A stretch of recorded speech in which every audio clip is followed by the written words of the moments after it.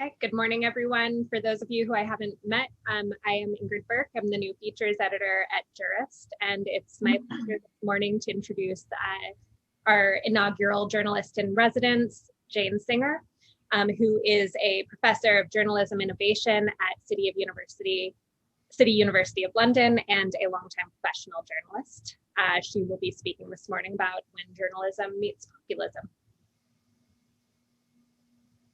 Thanks. Thanks, Ingrid. And thanks to all of you for being here. I'm delighted to be with you. It's sunny here in London, and spring is coming. So that's flowers there from a park around the corner from me from last weekend, two weekends ago now. So that was 10 days ago. They're now even further along. So it's great.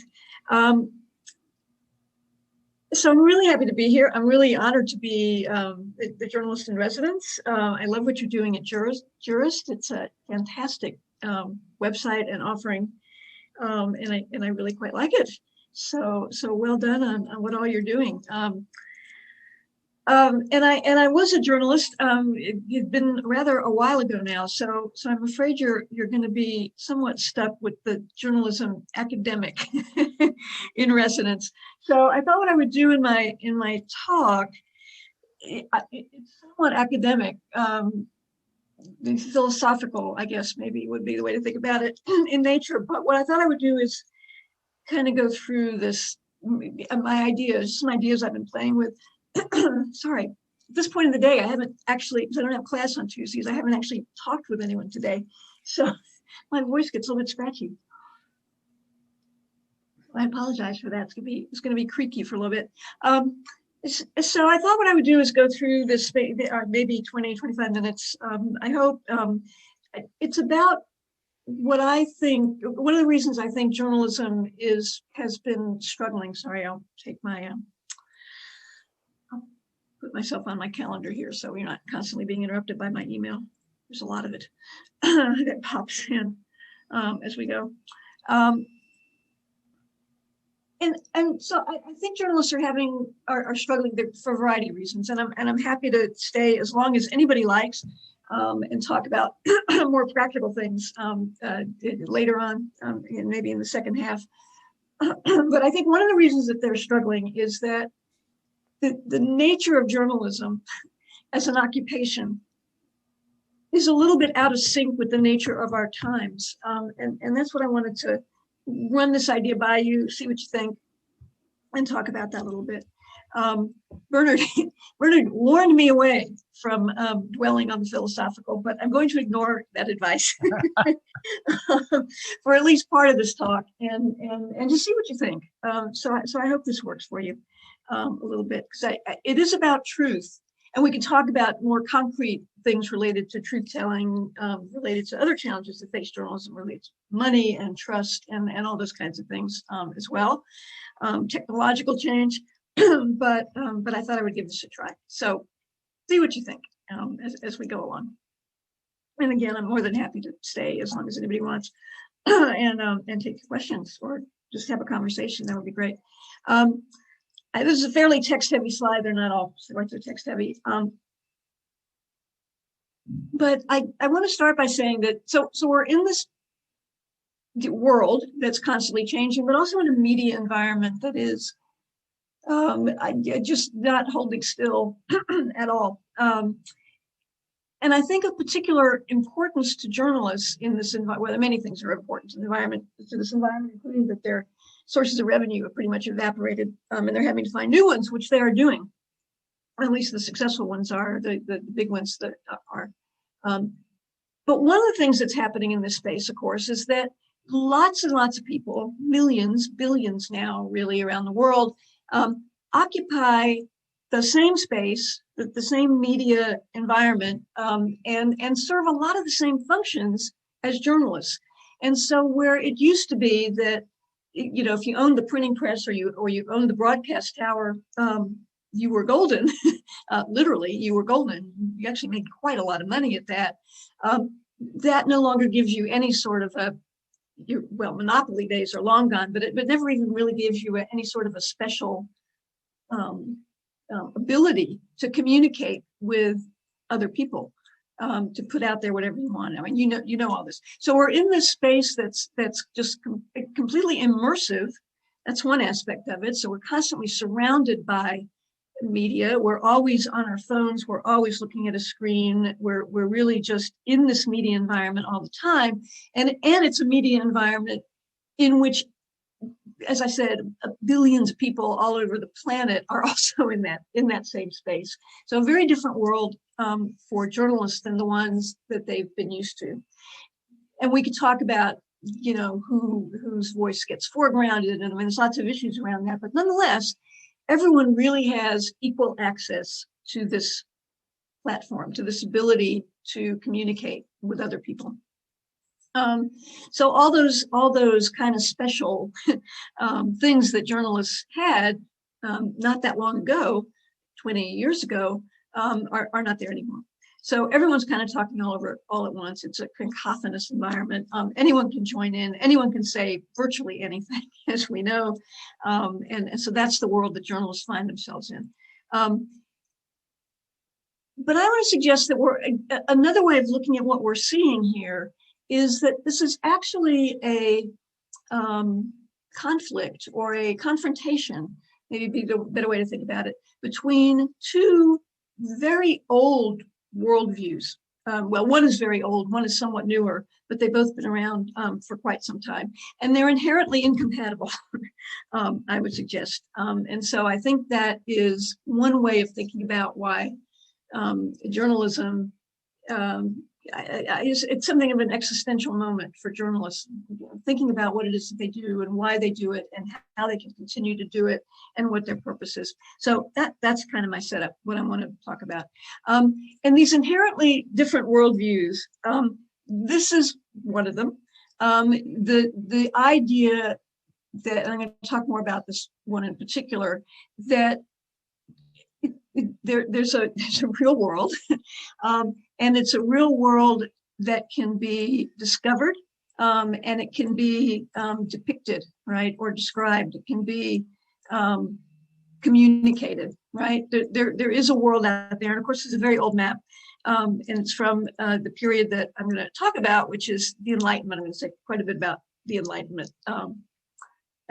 Because I think it's really what journalism is all about. So one of these worldviews is from the Enlightenment, Age of Reason, rather controversial name for it, but it was a period that dominated intellectual thought, particularly in Northern Europe, very much influencing particularly the founding of America. Late 17th century, probably really kind of was the start of it, probably with Sir Isaac Newton. So great scientists who kind of demonstrated laws of nature and demonstrated them, could show demonstrably why the apple fell from the tree, right? Why gravity, what gravity was and why it existed. But most influential throughout the 18th century in particular, both in Europe and in what was then European colony of America. And of course, at the end of the 18th century, it was no longer a colony. In the preceding centuries, the explorations, so this map by European navigators in particular, had demonstrated to their fellow Europeans.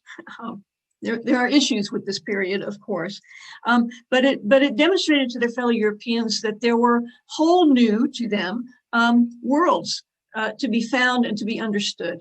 And from that came empire and some things that we look at today and think of them as negative, but that was a massive expansion of our understanding of what the world was like.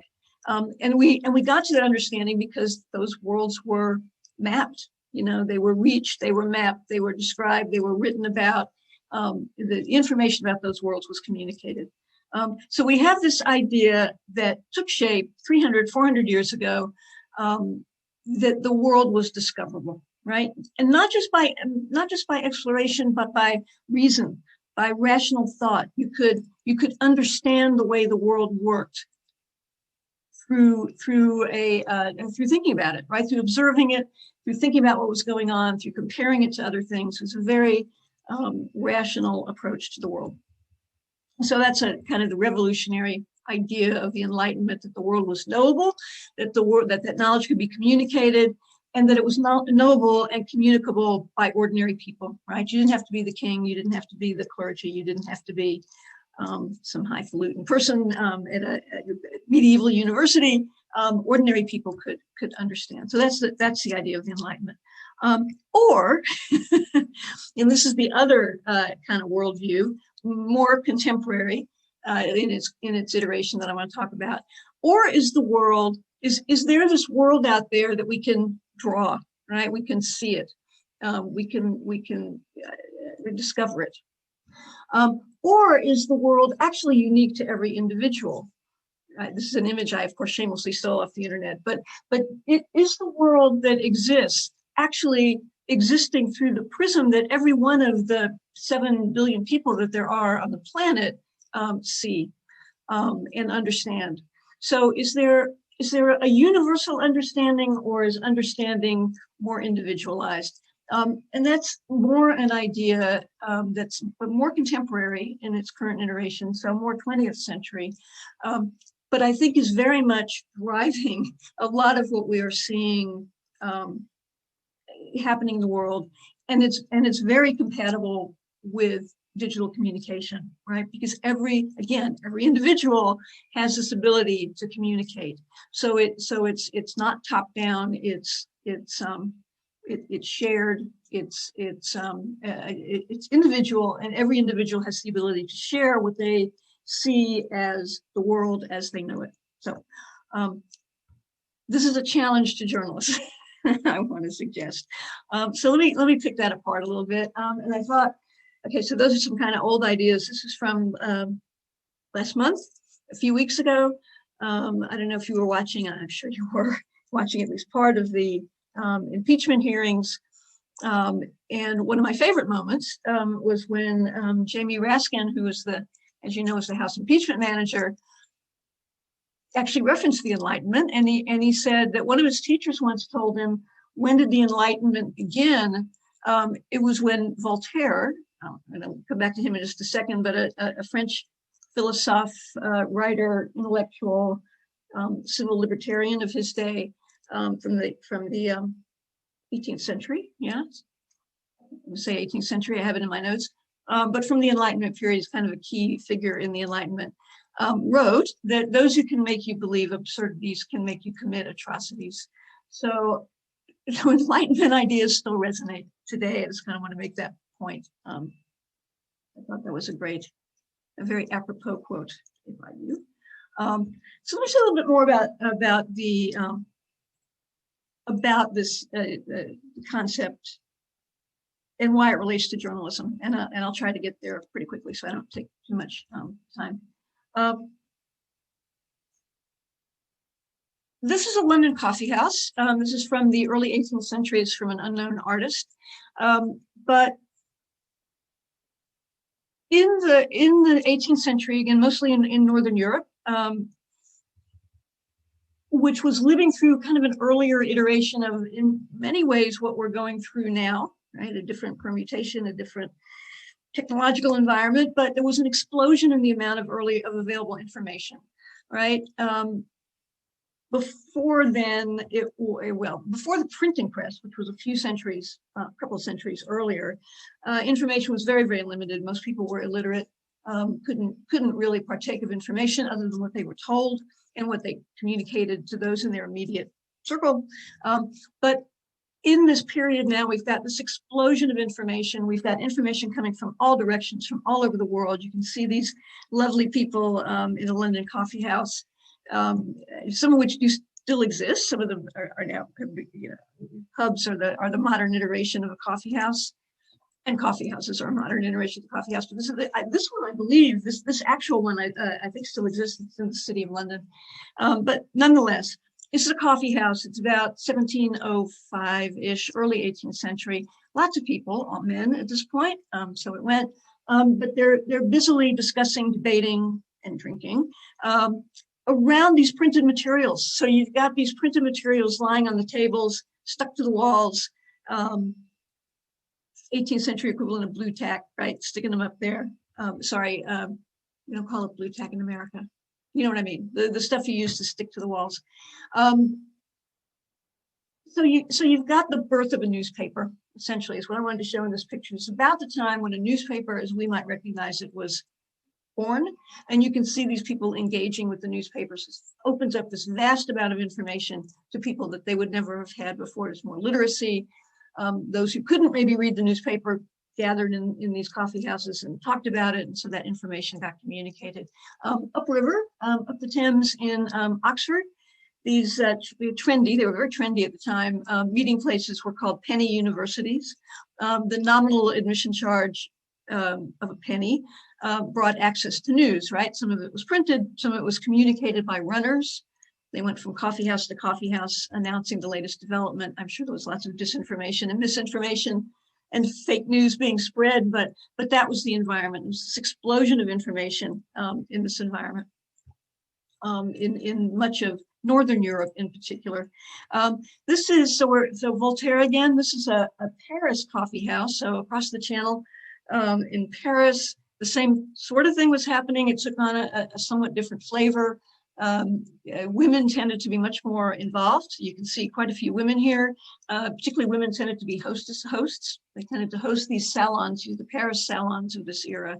And they would get together, and again, they would share ideas, they would discuss, they would communicate with other people around the key ideas of the day. So here, this is a painting from a century later, but painting that depicts the reading of a work by Voltaire in a Paris salon. So we've got this environment in which information is being shared. There's an explosion of it. It's cacophonous. It's community-based. It's convivial, but it's based on information that's kind of been disseminated through particular channels, right? So it's an open exchange of ideas. Lots of citizens can engage in this.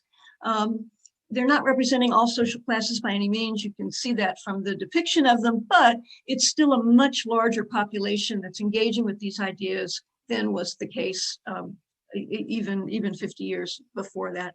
So they're kind of today's maybe upper middle class, right? They're sort of ordinary elites, right? The people with the fast broadband, right? So this really blew holes in this previously bounded access to knowledge, right? So that's part of what was going on during this period.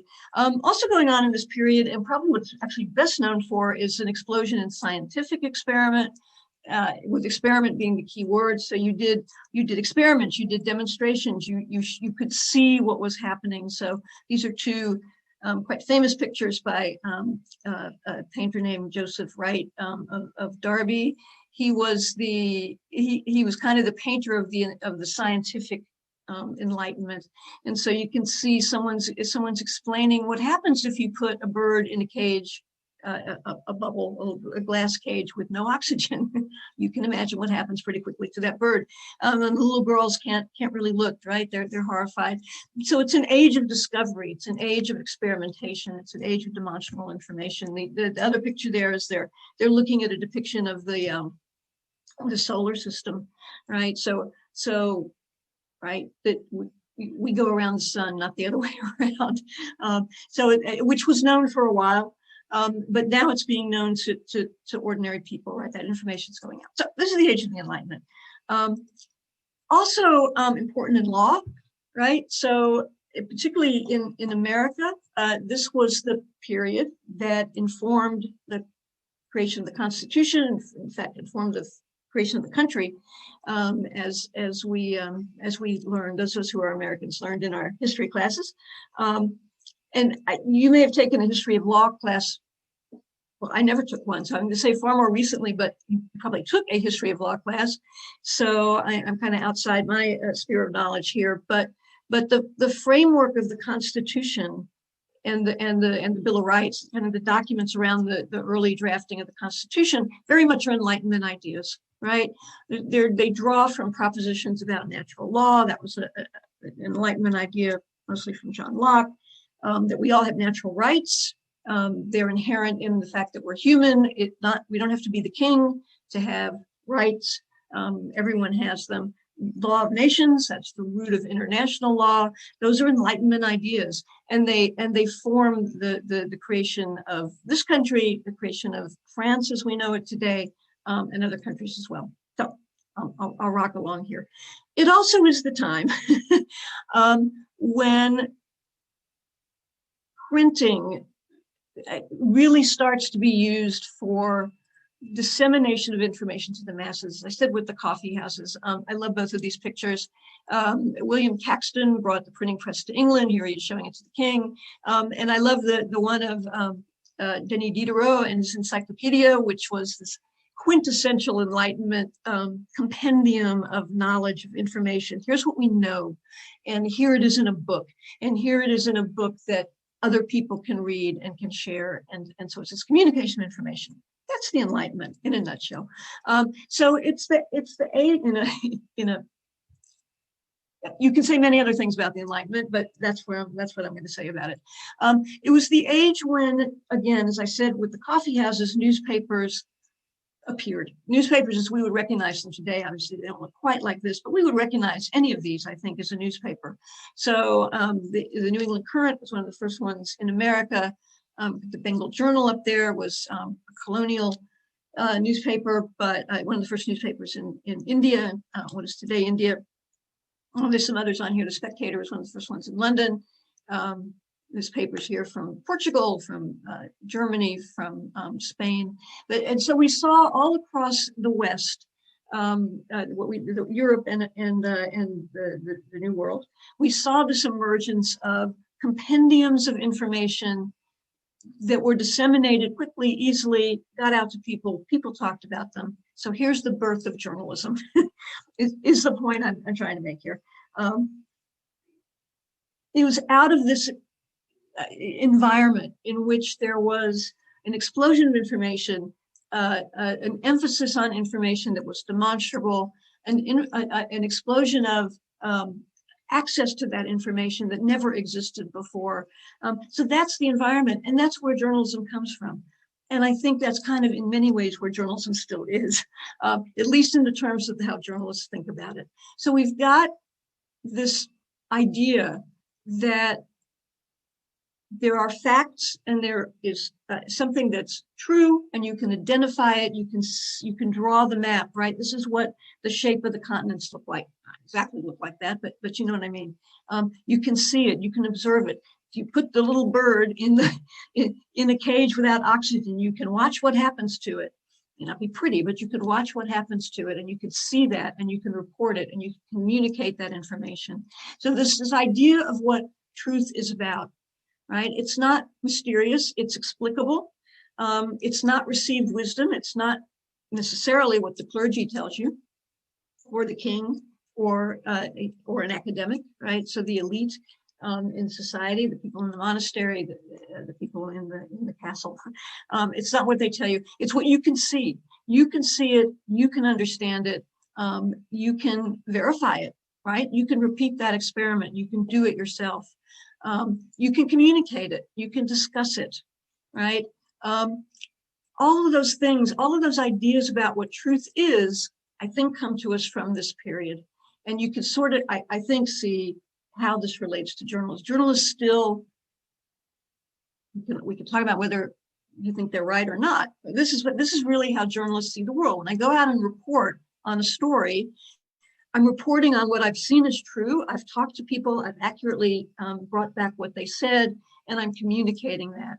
And now you can discuss it, but I'm putting it out there for you to communicate. It's also a view of truth as dichotomous, right? Something is true or something is not true.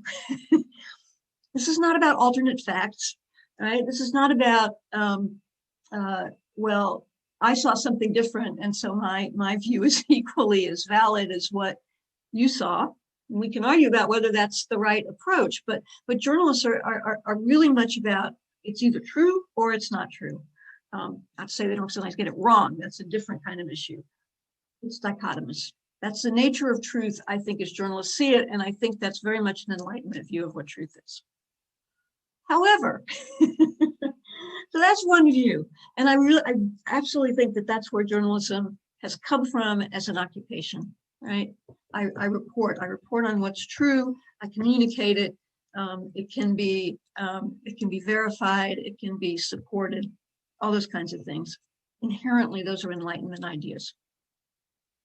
However, the world has moved on, and so postmodernism. It doesn't really matter what you call it, but there is kind of an alternative perspective that's emerged, in particular, again, out of mostly Europe and America, but it's emerged in the past 50 years, let's say, and it's this idea that is not the best way to think about what truth is. That privileges certain views, that privileges those who have access to the printing press, frankly, or the broadcast tower, and then we should think about truth more broadly and more subjectively. So truth is about that we each bring our understanding and our interpretation to the world, and that what we understand to be true is about what we understand to be true, not necessarily about what other people may understand it to be different. So it's not something that is dichotomous. It is in fact multifaceted. It can be many, many different things. And so this view really kind of rejects in many ways these Enlightenment ideas, which were about rationality, observability, those things I had on the previous slide. They're very much about the sort of socially conditioned, socially contingent nature of knowledge claims. It's a different approach to understanding what truth is. And you know, you may inherently kind of lean toward one or the other, but I think this is a challenge for journalists, right? This view also sees truth as being truth as journalists would understand it, as being embedded within power structures, right? Those who have power in society are able to get their truth communicated, and other people are not. That's part of this overall idea. It's much more relativistic, so again, it relates to me and to my perspective, and much more pluralistic and much more subjective. And yes, I am largely quoting Wikipedia on postmodernism, so you can take that with the irony that it deserves. But that's the countering idea that we're seeing. Postmodernism, in and of itself, is kind of an intellectual pursuit. Developed mostly in universities and by intellectuals and by academics. But I think what we're seeing now is a migration of those ideas into a populist, into a much more widely, populist is kind of a loaded term, a much more widely taken up view of the nature of truth. And so we are in what you've heard called a kind of a post-truth world. I think that idea that truth is what I take it to be, and that the people that I listen to take it to be, that's a populist adaptation, I think, of this idea that truth is much more subjective and much more relativistic. So it's kind of, I think it's a mass adoption of this counter to Enlightenment ideas. There are positives to that, absolutely, but we can also see the challenges to it, because we've just lived through many of the challenges to that idea. It becomes a world in which all ideas have equal weight. And it becomes about which ideas I choose to believe for whatever reasons, because they all have equal weight, right? It becomes a world in which we don't necessarily take the information that journalists put out, and this may be good that we're skeptical of that information, but nonetheless, the New York Times says it. You know, when I grew up, if the New York Times said it, I believed it. I still believe it. but I no longer have to do that, because someone else is going to say something different. And I can believe that because it's all kind of equally valid. That's a very different view from the idea of truth as something that is concrete, that exists in the real world. There is a truth. We can get as close to it as possible. We can seek to convey it accurately or not, but it's out there and it exists. This is a really different view. And so I think what we're seeing being taken up, not necessarily articulating these exact ideas, but being taken up by lots of people, that there's a very much a skepticism toward the truth claims made by journalists, right? Journalists are basically following an Enlightenment idea of what truth is about. And a lot of people don't buy it anymore. Literally, do not buy it. Do not buy the newspaper anymore. There's also these are all postmodernist ideas that have kind of entered the popular understanding about journalism, to the challenge of journalists in many ways. That they're made in service to power. They're just doing that for the ratings. They have their own ideology and their own views, and they're serving it in various ways. There is this pluralistic foregrounding of social networks. If you ask a lot of people where they get their information, they get them from social media. And why not?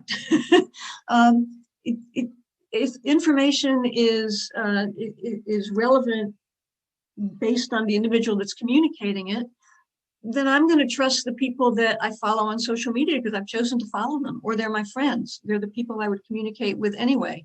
And so we reinforce these ideas that what I've heard in these spaces is every bit as good, and in fact makes more sense to me than what I might hear in other spaces. So very much about subjectivity and this kind of idea of relative truth. Those people whom I don't connect with are lying. These people whom I do connect with are telling me the truth, because why not? And so I think that's a real challenges for journalism. And I think at its heart, they're fundamental to some of the problems that journalists face in terms of trust and in terms of retaining and regaining audiences. There are many people that are coming to journalism. There are many people who are not. By journalism, I would mean kind of what I would consider, maybe you would too, the quality, the more legacy outlets. Although there are some startups that are certainly in that category as well. The kind of journalism that rests on external reality of what happened. Is under serious challenge in many ways. There's a vast decline in trust in the media, again for various reasons. Some of them journalists brought on themselves, but I think one of those reasons is that there's this backing away from an understanding of the nature of truth, which is the point I'm trying to make here. I put on the slide, I'm just about done, some of the ways that journalists are adapting, some of the positive ways. In general, I think, and we can talk more about this a little bit more concrete, the journalists generally have adapted how they do things. Those are, I call them habits of practice. So they incorporate more technologies. They're doing more things in terms of listening to audiences and trying to respond to audiences. They're doing more visual kinds of presentation of information that can be more engaging. So they're doing various things, but they're not really changing the way they think about the nature of truth, which is why I want to talk about this today. And we can talk about whether you think they should. And I do think it's bathwater, but not baby. I mean, what should be discarded as no longer working or no longer appropriate, and what should be retained? And I think that's a very large extent what they've been wrestling with for the past, well, in the digital era in general, but in particular in the last 15 years or so, really the age of social media. And I put some things on here that I think journalists can do, because I don't think it's about, it's not about rejecting a plurality of views. Quite the opposite. plurality of views need to be more represented in the media. But not all views have equal weight, right? It's an Enlightenment idea.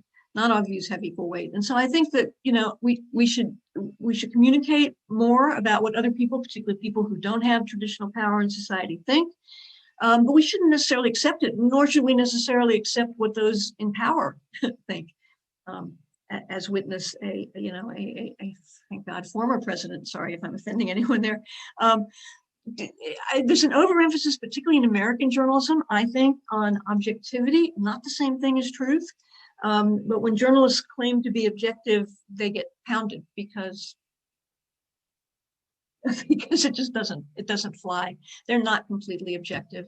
But they may still be pursuing truth, or at least trying to. Most journalists will tell you that they at least try. I think they need to be more transparent about what they do, not just the story they wrote, but about how they went about doing it. I do think they need to be more about facilitating connections, because if they don't, people will find connections. We're social animals. We will connect with other people. I think journalists should be facilitating more of that in ways that are productive. There are some good examples of that, but not enough of them. And embrace more collaboration, because truth is not. I don't want to convey the idea that truth is one thing. I do want to convey the idea that opinions are different from truth. And so how do you get at what is actually going on? Well, part of that is by listening to different people. So I hope that's not too contradictory. It's not about rejecting someone else's view of what truth is because it doesn't jive with mine. I think we have to look at it, and we have to assess it. And is it based on something that's valid, or is it not? And my last slide is just to say that ultimately our countries rest on an idea that truth matters, that information, accurate information, reliable information, credible information with some grounding in reality is important, and that we need to have access to it. And we need to be able to recognize it when we see it. And so I think that's really important. Every one of these countries, so this is the Indian Constitution, the European Convention on Human Rights, the British Parliament, you recognize the US Constitution, and the famous painting of from the French Revolution. All of these democracies are about, they rest on and foreground the idea of freedom of information, freedom of speech, freedom of the press. You have the right to say a wide variety of things, and we have the ability to check those things out. So it's not preventing you from saying them, but it's verifying them and understanding what they're about. So this idea of we the people, which is part of all of these conceptualizations, not always in that particular phrasing, but sometimes literally in that phrasing, in both the Indian and the US Constitution in particular. We have the power to decide which ideas to reject and which ideas to preserve. Ultimately, it is up to us. And so I will stop there. Mercifully. Thanks for listening. I'll go back, I'll end with that slide and I'll stop. Thanks a lot, Jane. That was a great presentation. And now we want to open it up to questions. If any of you guys have questions, go ahead and speak up.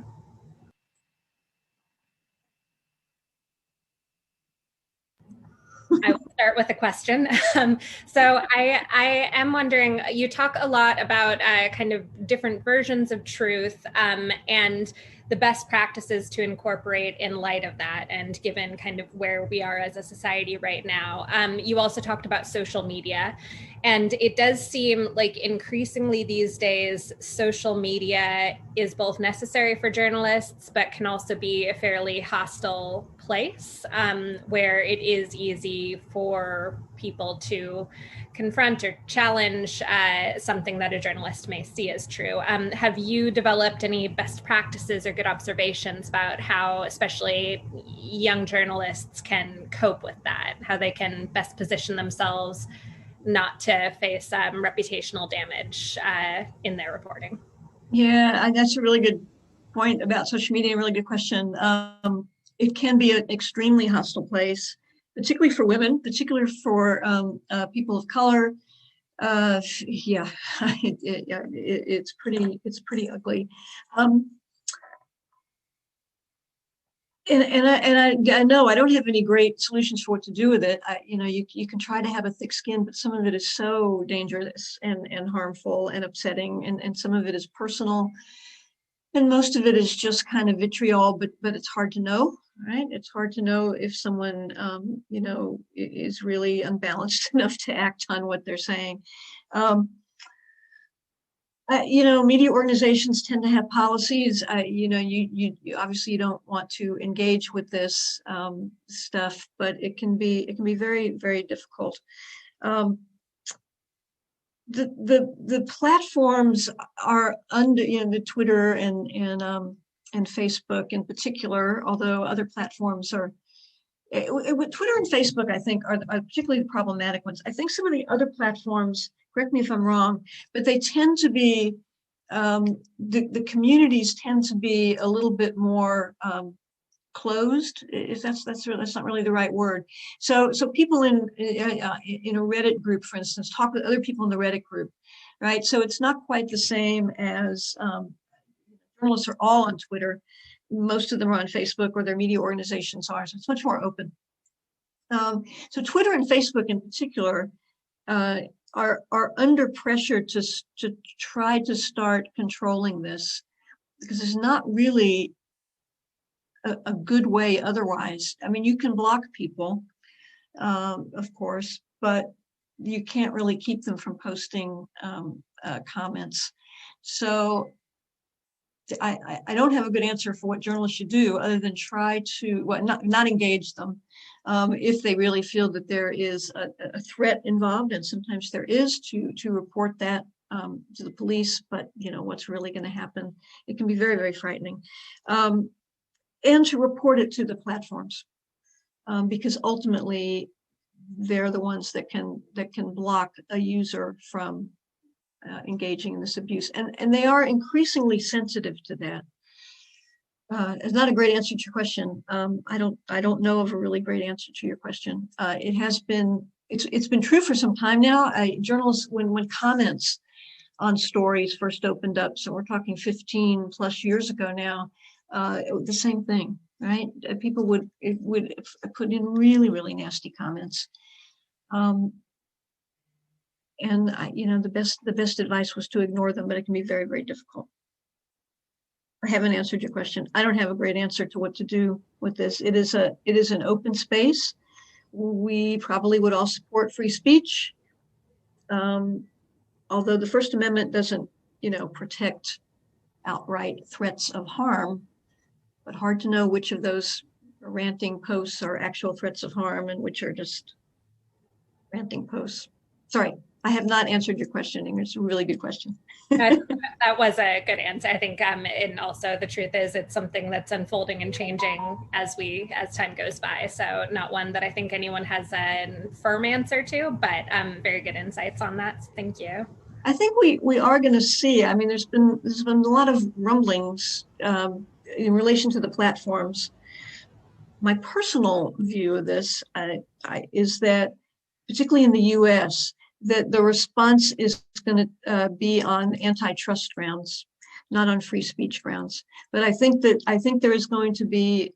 I think my prediction, this is totally a prediction, is that there are going to be legislative, legal attempts to dilute the power of the platforms.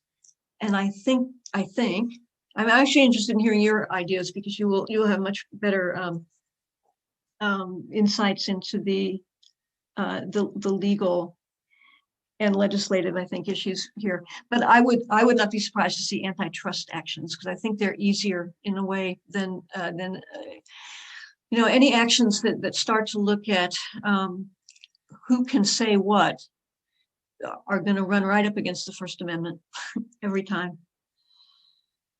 So it'll be interesting to see what happens. Yeah, and Facebook, of course, is on a different topic, but of course Facebook is having a big fight now in Australia because the news publishers want to be paid. What a concept, for content that the platforms use. And so there's kind of a face-off going on right now. It'll be interesting to see what happens with that as well. Yeah, we're actually running a feature on that in mid-March. Oh, great. Yeah, fantastic. Yeah. Great. So does anybody else have any questions for Jane? It can be completely not esoteric. Down to earth is great. I have a question. Yeah. So something that I've been thinking about is this idea or like loss of nuance in a world that's becoming like more and more radical. And when you showed the picture of the map, it kind of triggered something to me. You know, this idea of the cartographer's paradox, which is, you know, you can it's difficult to take a 3D world and to display it in a 2D world without obscuring either shape or scale. And so I don't think it was until like Buckminster Fuller's Dynamaxium map that somebody was able to depict that. And I wonder, like, is journalism having that problem today where it's capable of discovering more of the world, but increasingly harder to depict it with clarity without distorting its shape or scale? And have we kind of shifted in that regard? Have we gone from a newspaper where, or like moderate media sources where nuance might have been more capable because you know, it's coming from fewer voices, they could explore that more, to a social media world where the loudest, most extreme voices get perpetuated through these algorithms and such? And I don't know if you've thought about that, but I'd just be curious to hear your thoughts. I haven't. I think that's a fantastic point. That it is increasingly difficult for journalists to accurately depict the world. Yeah, and you can think about that, the dimensionality as being kind of the increase in the scope and the number of voices. I think that's a really great point. Yeah, I like it. You should write about that. That's great. Yeah, I do think it's really difficult, and I think journalists have been overly. I mean, in general, I'm very supportive. You can tell journalists. I think. A very important part of society, but I think they have been overly stuck in, you know, maybe the equivalent of a two-dimensional map, which is that they've overly relied on particular sources of information to construct their reality. And I think one of the very positive things about this kind of more postmodern view is that other people need to be listened to as well. I very much think I didn't really talk much about Trump and the Trump era, but I think those 4 years were so incredibly challenging for journalists in lots of ways. One, they were under physical threat. One, they were constantly being accused of fake news. You know, all those kinds of things. But it really challenged their somewhat two-dimensional view of, you know, what's happening in government. I mean, you have to cover the president. The president put out the Washington Post fact checker did a final tally, and it was something like in 4 years, or maybe they covered the campaign, so let's say 4.5, 5 years, something like 30,000 lies. I mean, that amounts to dozens every day.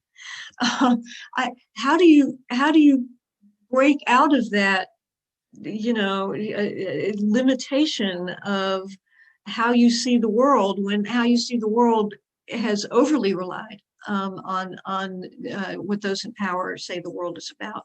So I think that's actually a really important point. But yes, very hard to depict a nuanced world, particularly if you claim that you're sticking to objectivity. Objectivity, I think, gets particularly American journalists in all kinds of trouble. It's a great goal. You know, that's like heresy in most newsrooms. Most journalists will tell you that they absolutely strive to be objective, but they have to choose among those different nuances and try as best they can to find out where the truth lies, and that's not really inherently an objective process, to be honest.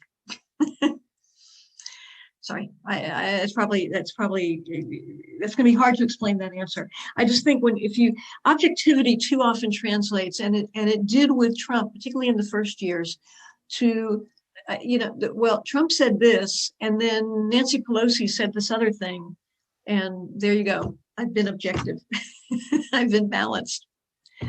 What am I supposed to make of that? I don't know. More recently, we've seen, and this is interesting too, and it comes back to my Enlightenment point. We've seen a depiction of some, patently false claims described or written about in mainstream media, not by fact checkers, not by investigative approaches, as said with no evidence or something along those lines. I think that's a very interesting formulation. Right? There has to be some evidence, and if there's not, then we put less stock in that truth claim. That's an Enlightenment view. I'm again not answering your question, but I think an excellent point about the dimensionality and the depiction in the cartographer's paradox of how do you depict a world that has other dimensions and has other aspects to it that you can't capture. That's a really excellent point. Ingrid, could I cut in with a question just briefly here? And perhaps, Janet, I love all of this. This is great. Thank you so much for doing this. I really appreciate it. And I appreciate the philosophical perspective even. So there you go. Complete success. And I'm thinking, in light of the terms that we're using here about the role of lawyers and legal educators and law students and, organizations like JURIST and all of this, because, we face both ways in some respect. I mean, we are supposed to put a premium on things like evidence and witnesses and testimony and all of that kind of stuff. I mean, of all the professions, even perhaps more than journalism. We kind of rely on those things for our credibility. Courts rely on those things for their credibility, for their legitimacy, for their authority. And yet, on the other hand, lawyers are also masters of advocacy, right? Sort of making their own points, building their own perceptions of the world, foisting those perceptions on others, persuading juries, that black is white or white is black or whatever the heck it is. So we face both ways. And again, we may take that to a greater extreme than journalists do. So how do we handle, that kind of bifurcated identity that we have, especially when we try in this context or in others to sort of trespass on your territory, to come in as journalists or to fulfill part of that function, which of course just proves your point that other groups are picking up where journalists have kind of left off. But is it good that we're doing this? Is it bad that we're doing this? Does it just complicate everybody's lives that we're doing this? How do we navigate, given how you're approaching this? Yeah, that's also a really good question. I think in law, you'll be the experts on law, but I think in law, there is, if you go far enough up the judicial ladder, ultimately it comes down to law, right? It comes down to what the law says. So the advocacy role, I guess at a very high level, it comes down to arguments about whether the law is just or not. Should the law be changed? If not, then at some point, there's kind of, you reach a point where you say, okay, the law says this is correct. And even though that was an incredibly persuasive argument to the jury, actually, that's not what the law would support. But the point about that you're both, purveyors of the truth, and that essentially that's what court evidence is about, and people are sworn to tell the truth, but you're also trying to convince people to see the truth in a particular way, whether that's the judge or the jury, is actually, that's a really interesting analogy. Absolutely. It's hard to get around the fact that at the end of the day, we are subjective, and we do see things in a particular way. But I think the law is also, maybe this comes down to, I don't know, I'll put this out there. You can argue with this. Maybe it's about kind of the idealized view of what these occupations are about and how that gets interpreted. Maybe it's back to Jacob, I think it was Jacob's point about dimensionality, that there is there is what happened, and then there are perspectives about what happened. And I, really interesting point that the law, the adjudication of what happened. Maybe that's the way to think about it. Because journalists adjudicate too, right? They decide what is worth including in the story, who's worth quoting, what's a valid perspective, which of the many nuances they want to foreground and which not to. That maybe this kind of all comes down to how that objective truth or independent truth, observable truth, is adjudicated by humans through their institutions, whether that's law or journalism. Again, not answering your question. Excellent question. And it may be, and then I'll turn it back to Ingrid, but it may be that it's a universal problem. I mean, as you're saying all this, Jane, I'm thinking, putting one of my other hats on, I'm thinking about the position that historians are in. What is history? Is it, as the Germans used to say, wie es eigentlich gewesen, what really happened? Or is it something else? And historians have been struggling with this for centuries. We're all kind of dealing with the same set of problems here. Historians, lawyers, and journalists trying to figure out a balance between these kinds of perspectives. It's almost as if they're kind of inbuilt tendencies, and we go back and forth to some extent. But it's issues of power too. I mean, I think certainly a challenge in history has been who gets to tell it, right? Right, and so that's also about which perspective you foreground or and which you move to the back.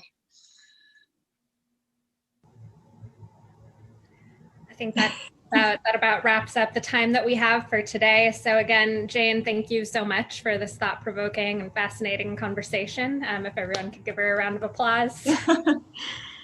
Thank you.